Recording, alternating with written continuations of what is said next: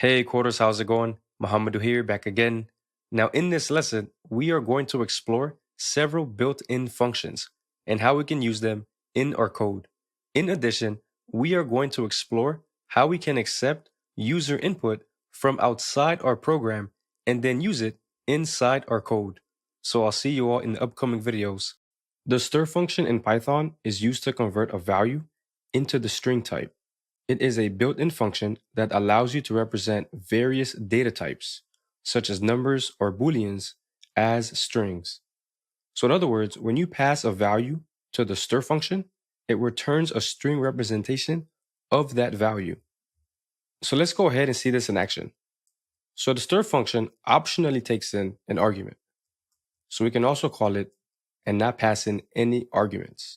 And by doing this, this will give us the default string, and that is the empty string. So let's go ahead and save this into a variable. And we'll just call this variable empty string. And we'll also go ahead and print this out. And let's go ahead and run this. And as you can see, empty string. We don't see anything. Next, let's call the stir function. And this time, let's pass in an integer. So we'll pass in the integer 70. And actually, let's go ahead and create a variable, and we'll call this a int. And we'll store the integer into this variable. And then we'll go ahead and pass in the variable to the stir function. And this should convert a int into a string. So let's go ahead and create a new variable. And we'll say int as a string. And let's go ahead and add the assignment operator. And then let's go ahead and print out int as a string. So let's go ahead and run this. And as you can see, we get 70. Now, in the terminal, it may be difficult to differentiate whether this is an int or a string, but this is indeed a string. And we can prove that by printing out the type of int as a string. So let's go ahead and do that next. So we'll call the type function, and we'll pass in int as a string. And whatever the type function returns back to us, we are going to pass that into the print function, and then that will get outputted to the terminal. So let's go ahead and run this. And as you can see, the type is a string. Next, let's call the stir function, and this time let's pass in a boolean. So let's go ahead and create a variable, and we'll call it a boolean, and we'll set it equal to the value of true. Next, let's create another variable, and we'll call this a boolean as a string, and we'll assign this equal to calling the stir function and passing in a boolean as the argument. So here we know that a boolean is assigned the value true, and we're calling the stir function on this boolean, and this should convert it to a string. And then we're going to assign the result of calling this function to the variable a boolean as a string. So let's go ahead and print out a boolean as a string. And let's go ahead and run this. And as you can see, we see true. And similarly, as before, sometimes it can be difficult to differentiate whether this is a boolean or a string. So let's go ahead and also print out the type of a boolean as a string. Let's go ahead and run this. And as you can see, this is also a string. So we take the boolean value and we convert it to the string representation. Next, let's call the stir function. And this time, let's call it on a float.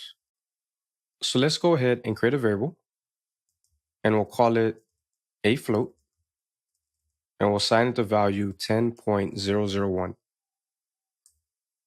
Next, let's call the stir function and pass in a float. So this should convert a float to a string value. and this should be the string representation of this float.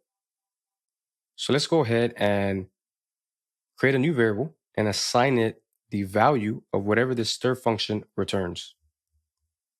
And we'll name this variable a float as a string. Let's go ahead and print out a float as a string. And as we can see, oh, looks like I made a mistake. I put a Boolean as a string. So let's go ahead and fix that. This should be a float as a string. And let's go ahead and run this again. And as we can see, we see 10.001. And let's go ahead and print out the type just to confirm that it is indeed the stir type. So we'll call the type function and we'll pass in a float as a string. Now let's go ahead and run this. And as you can see, this is also a string. Next, let's call the stir function and pass it a list. So let's go ahead and create a variable called a list, and we'll assign it to a list that contains 3 numbers. So we'll do 1, 2, and 3. Next, we'll call the stir function and we'll pass in a list. So calling the stir function on this list should convert this list to a string. And this will give us the string representation of this list. So let's go ahead and create a variable and assign it to the result of calling this stir function. And we'll call this variable a list as a string. And let's go ahead and print out a list as a string. And let's go ahead and run this. And as you can see, we see the list 1, 2, and 3. And let's go ahead and call the type function and confirm that this is indeed a string. So let's go ahead and pass in a list as a string. And let's go ahead and run this. And as you can see, this is also a string. Now, it's important to note that if you call the stir function and pass in a string as the argument, then the stir function is not going to do anything but return the same string without any changes. So let's see an example of this. Let's say I call the stir function and I pass in the string hello. Let's go ahead and create a variable called a string and assign it to the result of calling this function. So if I printed out a string, I should expect to also see hello. And if we were to print out the type, it should also be a string.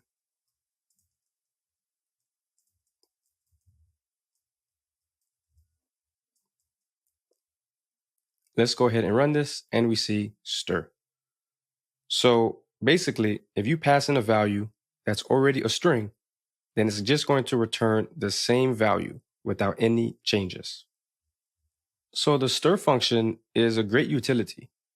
You can easily convert various types of data into strings, which will enable you to do things with those strings, such as string concatenation. To give an example of this, say we had a number, so 1 for example, and the string hello. Well, we know that we cannot add a number and a string. So let's print this out and see what would happen. If we were to run this, we would see an error and we get a type error. And the error says unsupported operand types for the addition operator, int and string, because we can't add an int and a string. And I do want to point out that when you do get errors in the terminal, don't be afraid to read them and understand what they're saying. The error messages can be very helpful. If we look here, we see that it happened on line 38. And we can see here, this is exactly where the error happened. It tells you it was a type error. And the operand plus, which is addition, does not support trying to add an int and a string. So if we wanted to add the number 1 to hello, what we could do is we could convert the number 1 to the stir type first, then we'd be able to do string concatenation. So for example, let's go ahead and create a variable, a int, and assign it the value 1. Then we could go ahead and create another variable and assign this to be the result of calling the stir function on a int. And we know that a string is going to be the string representation of number 1. So then here in the print function, we can now pass in a string, and we would be adding 2 strings together, which is string concatenation. So let's go ahead and run this. And you can see now we get 1 and hello. So this is a way that the stir function is very useful. And just as we've converted lists and booleans and floats into strings, we can then use them in string concatenation. And it's also important to note that you can pass in any kind of type into the stir function. And what you'll get back is the string representation of that type. And that essentially wraps up the stir function. The int function in Python is a built-in function that is used to convert numbers and strings into an integer data type. So first, let's look at some examples converting strings into the int type. Now it's important to note that the int function can only convert certain types of strings into an integer. So let's look at those different kinds of strings. The first one is a numeric string, which is a string that represents whole numbers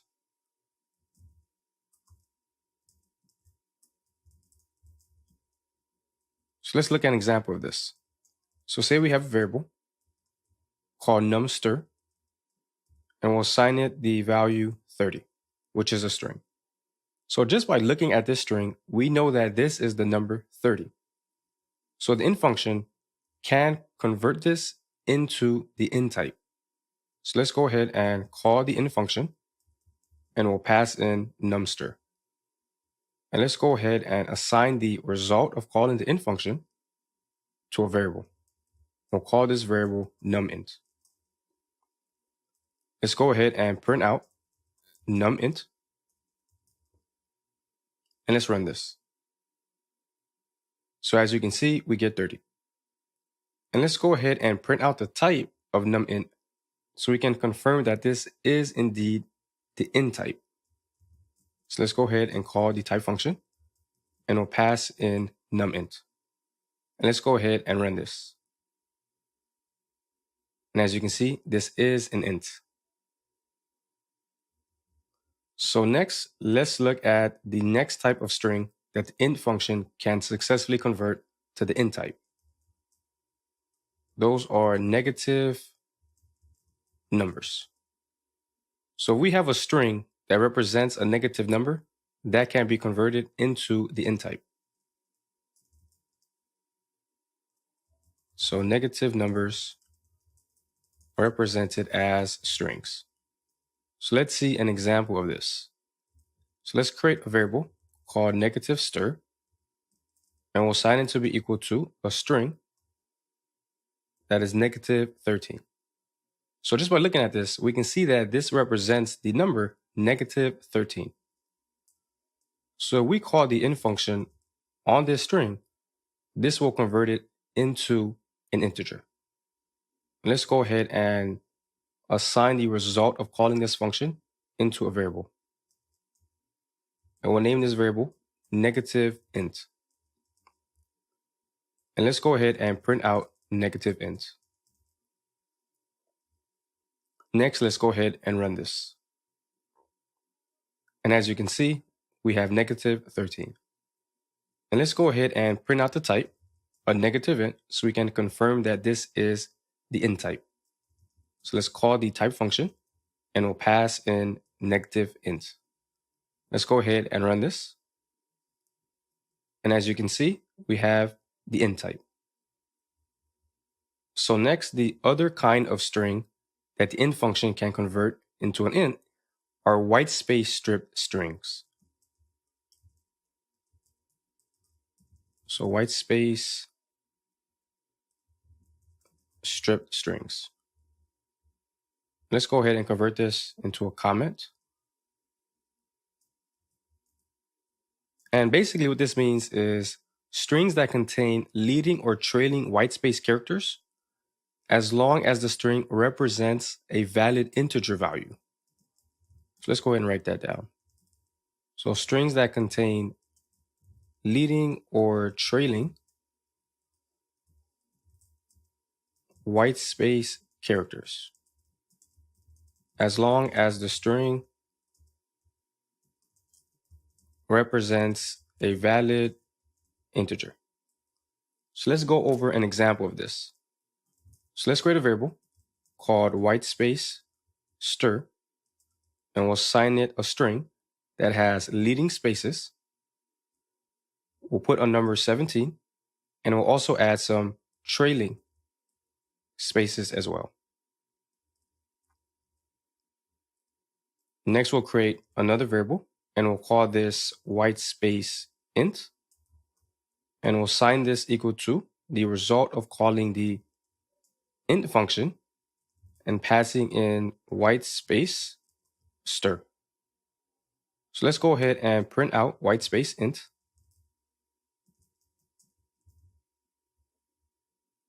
And while we're at it, let's also print out calling the type function and passing in white space int so we can see what the type is.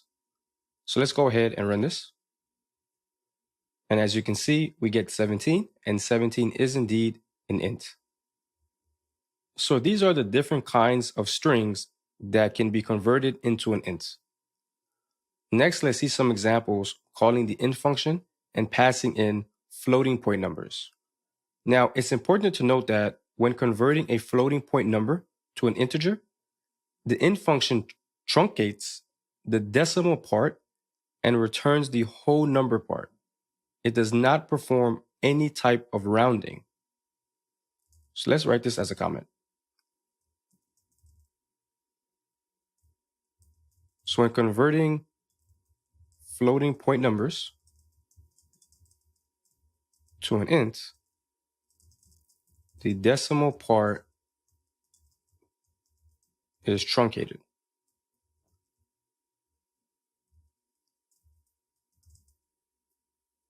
And no rounding is performed. So let's see an example of this. So let's create a variable called a float, and we'll assign it the value 10.78. Next, let's call the int function and pass in a float.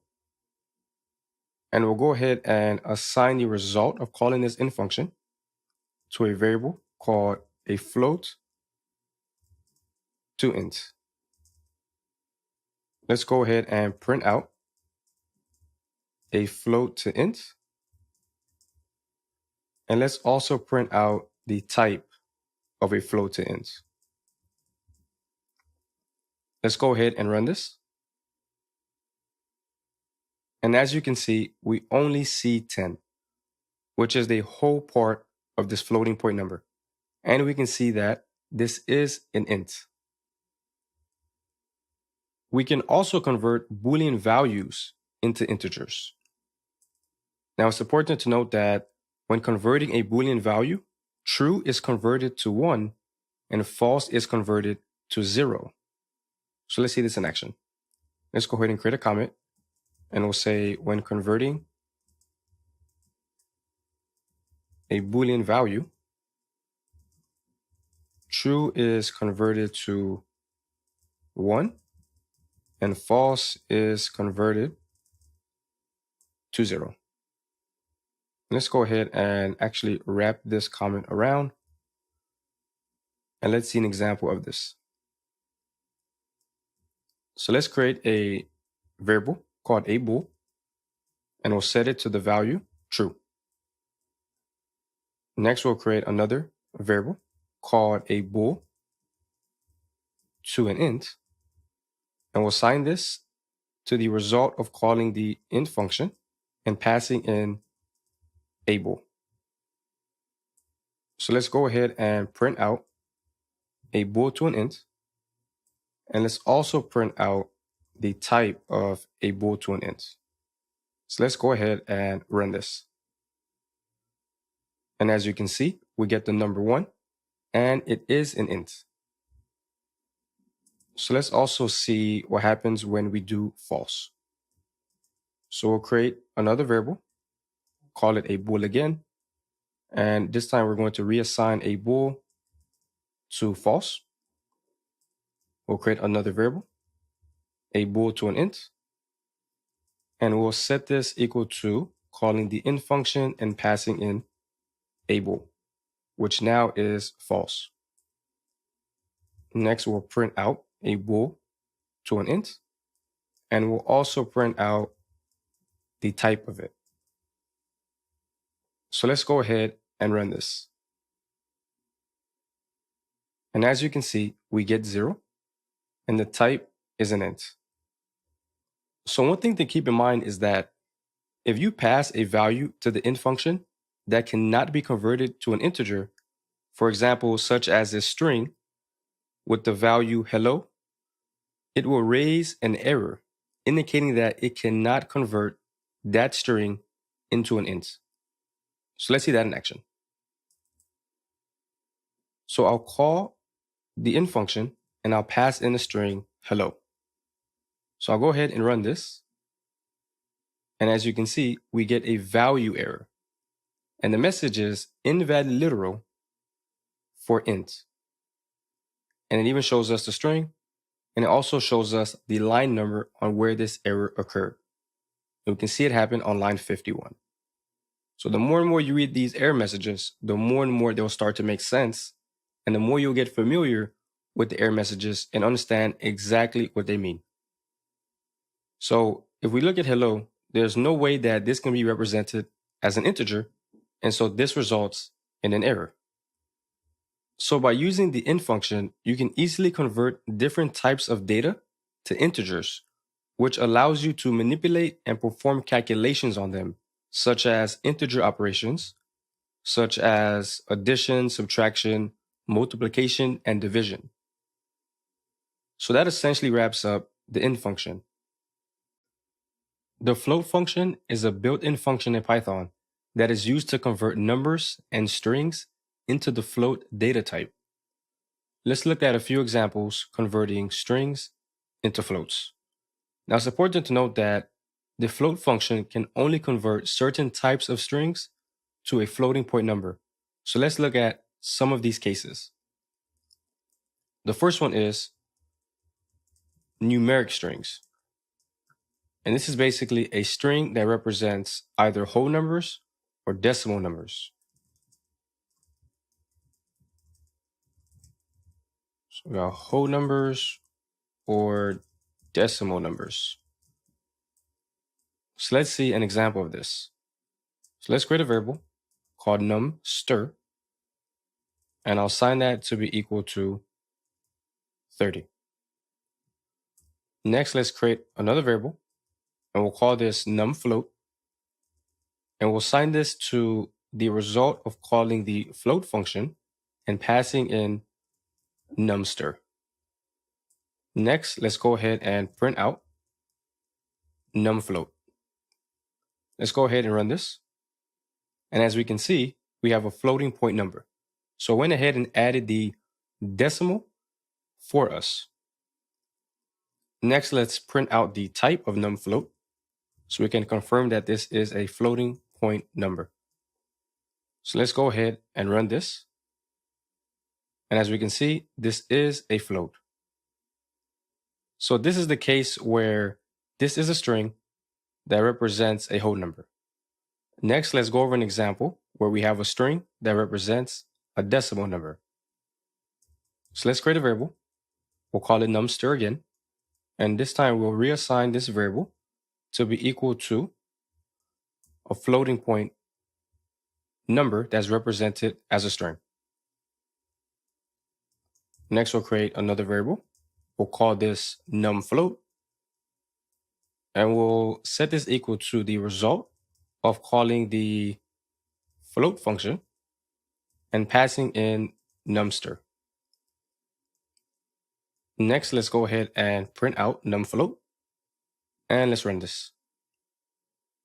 And as we can see, we have 10.0001. So let's go ahead and print out the type of numFloat to confirm that this is indeed a float. So let's go ahead and run this. And as you can see, this is a float.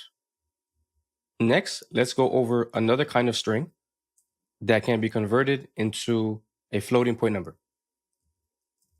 And those are negative numbers. So we have a string that looks like a negative number. We can convert that into the floating point type. So let's go ahead and jot that down. So negative numbers represented as strings. So let's go ahead and see an example of this. So I'll create a variable called negative stir, and I will assign that to the string representation of negative 13. Let's go ahead and create another variable, and we'll call this negative float. And I'll assign this to be equal to the result of calling the float function and passing in negative stir. So let's go ahead and print out negative float. And let's also print out the type of negative float so we can confirm that it is a float. So let's go ahead and run this. And we can see here that the string negative 13 becomes a floating point number, as we can see, negative 13.0, and the type is a float. Next, let's go over another kind of string that can be converted into a float. And those are white space stripped strings, which is basically any string that contains leading or trailing white space characters, as long as the string represents a valid floating point number. So let's go ahead and write this comment here. And we'll go ahead and write this out. So white space stripped strings, which are basically strings that can contain leading or trailing white space characters, as long as the string represents a valid float. So let's look at an example of this. So say we have a variable called white space stir that is assigned the value 17, represented as a string, and we have leading and trailing white space characters. Next, let's create another variable called white space float, and we'll assign this to the result of calling the float function and passing in white space stir. Next, let's go ahead and print out white space float. And in addition, let's also print out the type of white space float. And let's go ahead and run this. And as we can see, the string that had leading and trailing white space characters, now we see that it becomes a floating point number, as we can see the type, and we have 17.0. So one thing to note when we're using the floating point function, when we're converting Boolean values into floats, true becomes 1.0 and false becomes 0.0. So let's go ahead and create a comment and write that down.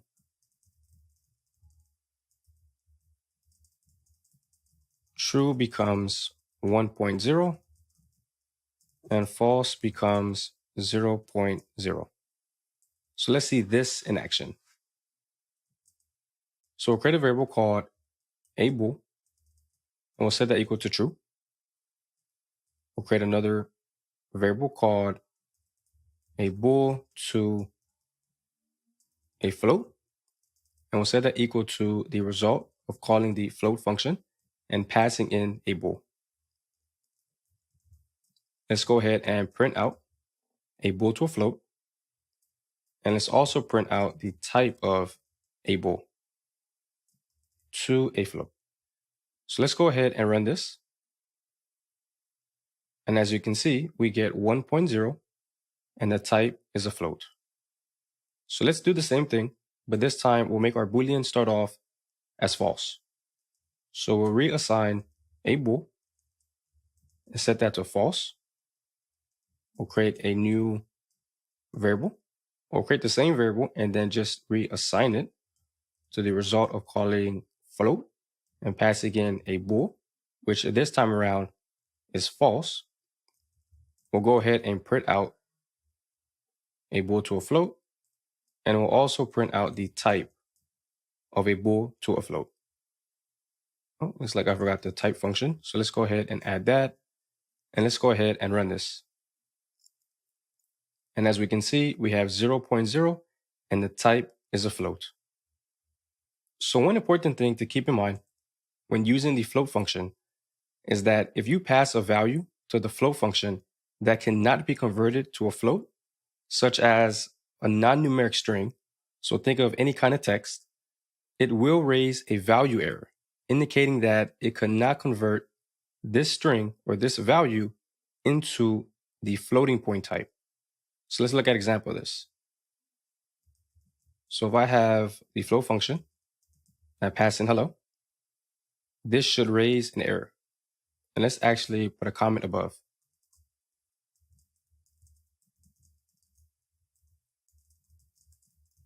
So this will raise an error since hello cannot be converted to a number. Let's go ahead and run this. And as you can see, we get a value error and the message is could not convert string to float. And it tells you the string, which is hello. And it even tells you which line this error occurred. In this case, it occurred on line 49. So don't be afraid of these errors. Read them, try to understand them. And the more and more you do it, the more seasoned you'll become. And when you start to see these types of errors, you'll immediately understand what the problem in your code is. By using the float function, you can easily convert different types of data to floating point numbers, which will allow you to manipulate and perform calculations on them, such as addition and subtraction, and even multiplication and division. So that essentially wraps up the float function. The input function is used to interactively receive input from the console or terminal. And if we look here to the right, we'll see our terminal, sometimes referred to as the console. The input function, in a nutshell, is used to get input from the user. When the input function is called, the program waits for the user to enter some text followed by the enter key. The input function also optionally accepts a single argument, which is the prompt that will be shown to the terminal as the program waits for the user to enter their text followed by the enter key. The input function then returns the text entered by the user as a string. Now, it's important to note that the way the input function works on our coding platform here at Blackprint is slightly different than how the input function works on standard Python. So before we dive into some examples on how the input function works on our coding platform, first I'm going to show you all how it works on standard Python. So let's go ahead and navigate to another coding environment. And here we'll go through some examples on how it works on standard Python. So here at the bottom, we have our terminal, also called the console. So let's go ahead and write out the input function. And we know that the input function optionally accepts a single argument. So initially, I won't pass in any argument. Now let's go ahead and run this. Now, it may not be obvious, but the program is waiting for us. And until we type in some text and press enter, the program will continue to wait for us, even if that is 30 minutes, an hour, or 2 hours. If we don't type in any text, the program will sit here and continue to wait. So I'm going to go ahead and type in some random text. I'll type in hello, and I'll press enter. And now the program has finished executing. So now let's go ahead and update this input function, and let's add a prompt. So I'll say, what is your name? and I'll add a question mark. Now let's go ahead and run this. And again, the program is waiting for us. We get prompted, what is your name? And until we respond and press enter, the program will continue and continue to wait for us. So I'll go ahead and I'll type in the name Prince and I'll press enter. Now notice how after the question mark, we don't have any separation between that and the name Prince. So if we want to get some separation, we can add a space after the question mark. So let's go ahead and run this again. And now we see that space. So I'll go ahead and type in Prince again and press enter. So now the program has finished executing. And to illustrate the program waiting for us, I'm going to add a print statement and I'm going to print out the string hello. So let's go ahead and run this again. And as you can see, we get prompted again, what is your name? But notice how we don't see hello outputted to the terminal. And that's because when this is called, the program completely stops and no further code is executed until the user responds. So we are still at line 1 in terms of code execution. Line 2 has not been executed yet. Line 2 will not get executed until line 1 is finished. And line 1 will only be considered finished when the user types in text and presses enter. And as I mentioned, if the user does not type in any text, then the program will continue and continue to wait. So let's go ahead and type in Prince again and press enter. And now we see hello outputted to the terminal. So by us entering text and pressing enter, that allowed line 1 to finish executing and move on to line 2. And that's why we see hello. Now we know that the input function also returns data. It returns whatever the user typed in and then pressed enter. So let's go ahead and capture that in a variable. And we'll call that variable result. And then let's go ahead and print result. So let's go ahead and run this program again. So we see the prompt, what is your name? So let's go ahead and type in Prince. And then let's go ahead and press enter. And once we press enter, we see hello outputted. And we also see the result. And the result is the same thing as what I typed in earlier. Let's go ahead and add another input function. And this time we'll say, where are you from? We'll have another question mark and we'll add another space for that separation. Now let's go ahead and run this program again. And as you can see, line 1 is executed and we see what is your name, and no other lines have been executed, not even this other input function. So then we go ahead and type in Prince. Then we see hello outputted. We see the result outputted. And then we see the other input function called. And now we're being prompted, where are you from? And it may be difficult to notice, but the program is waiting for us. The program has not finished executing, and it won't finish executing until we answer this prompt. So I'll put LA. I press enter, and now the program has finished executing. So that's essentially how the input function works in a nutshell with standard Python. So now let's navigate back to our coding environment and see how the input function works on our platform. So let's go ahead and call the input function. And we know that the input function optionally takes in a string argument that is used as a prompt for the user. So in this example, we're not going to place any string in the input function. So we'll keep it empty. So let's go ahead and run this. And as you can see, we get an error. And I was actually expecting this. So typically, when we call the input function in Python, on the terminal, it will wait for us, or it will wait for the user to type in some text followed by the enter keyword on your keyboard. This is the way that the input function actually works. Now, because we are using a special coding environment, we are going to simulate typing text onto the terminal and pressing enter by using this custom input box.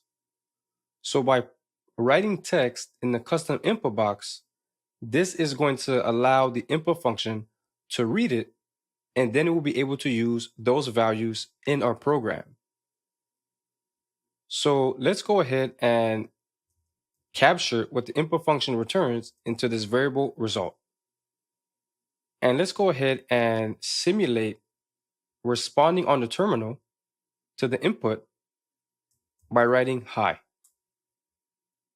So we would expect that result should now be equal to hi. So let's go ahead and print out result. And let's go ahead and run this again. And as you can see, we see hi. So as another example, let's call the input function again, but this time let's include a prompt. So we'll say, what is your name with a question mark? And let's go ahead and run this.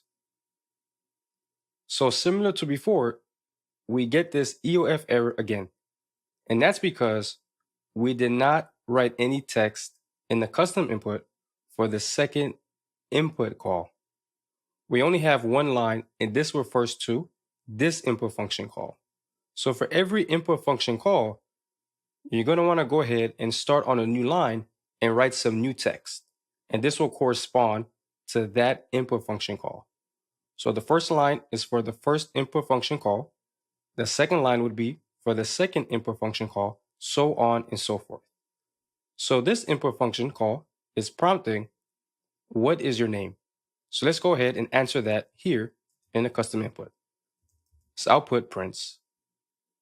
And now we'll be able to capture what the input function returns, and we'll store it into a variable called name. Now let's go ahead and print out name. Let's go ahead and run this. And as you can see, we get what is your name? Question mark prints.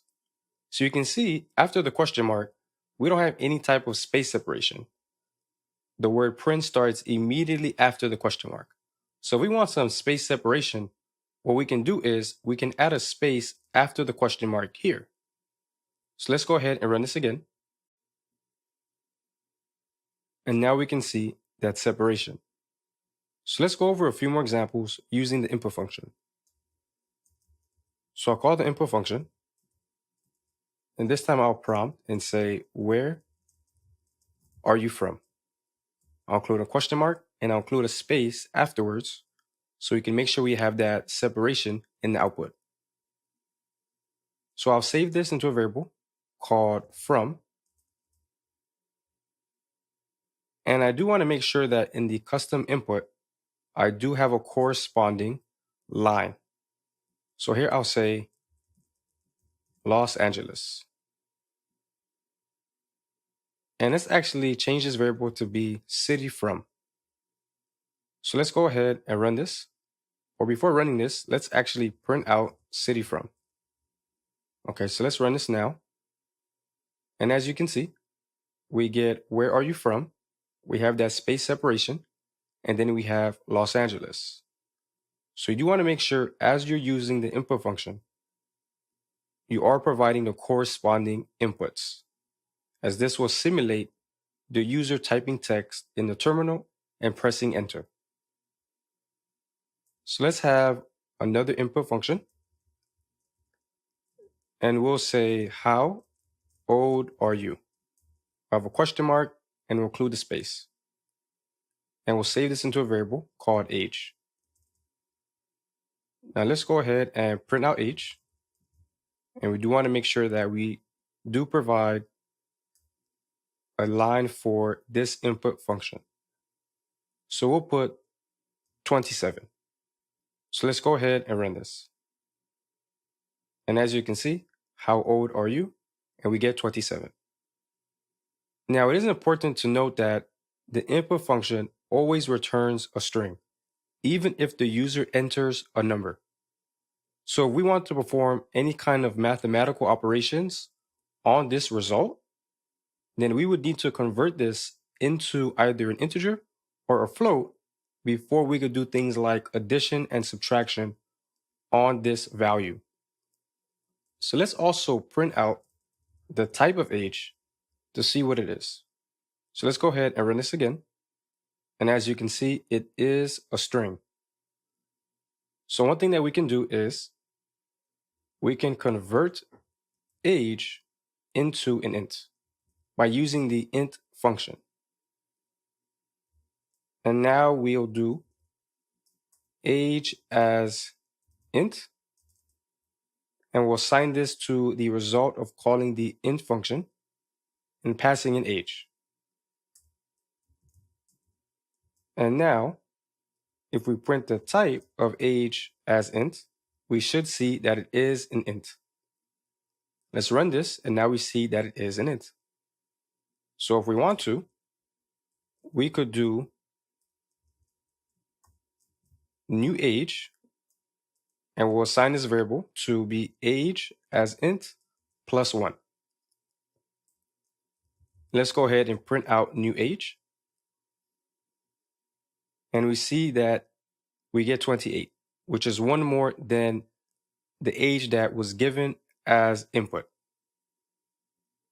So next, let's take some of this user input that we received and create a new string from this information and print that out to the console. So based on the age that we've been given, we know that they are 27. And we know that when we added 1 to their age, they became 28. So let's create a string that will say, you are 27 years old, comma, and will be 28 next year. So this is the goal that we want to achieve using string concatenation and the data or the values that we receive from using the input function. So let's go ahead and do that. So we'll create a string and we'll say you are, and we'll include that space because we do want a space. And then we'll go ahead and add 27. And we know that 27 comes from this age variable. So we can go ahead and just use the age variable. Then we'll also go ahead and add. And we know that after 27, we want to have a space. So we'll include that space. And then we'll do years old. We'll add the comma. And then we'll say, and will be. We'll include a space here again because we do want a space after the word be. We'll go ahead and then add. And we know that we want 28. And we know that we already have 28 from the new age. Because first, when we got age, we converted that into an int.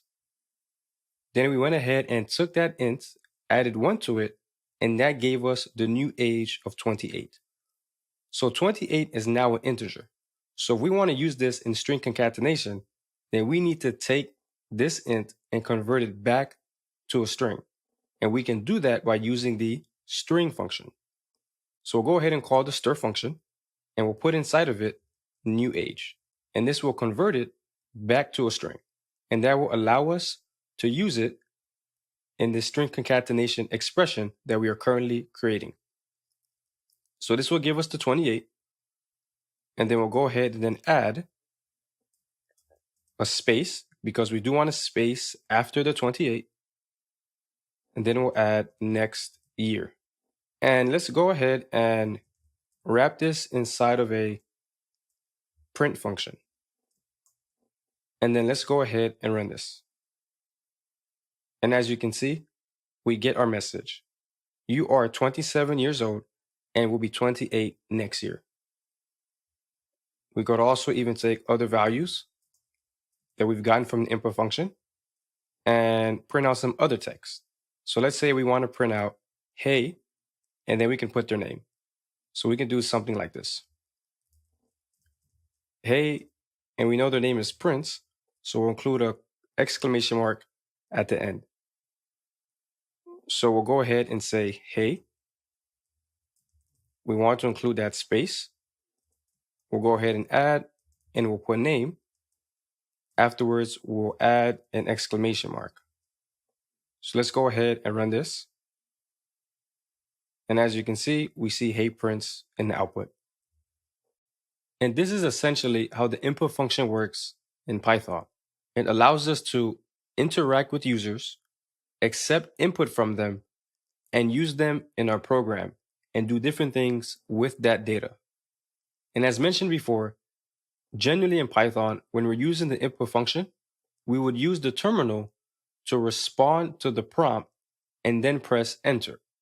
But given this coding environment that we'll be using, we would use this custom input box to simulate typing text on the terminal and pressing enter. And you do want to make sure that if you have 5 input statements in your code, then you also have 5 lines of custom input. Similarly, if you have 7 input statements in your code, then you want to make sure that you have 7 lines of custom input. So basically, the number of input statements that you have in your code should match the number of lines of custom input that you have here. And your first line of custom input will correspond to your first input statement. And the second line of custom input will correspond to the second input statement, and so on and so forth. And if you forget to do this, this will result in your program running into that EOF error that we saw from earlier. So that essentially concludes the input function.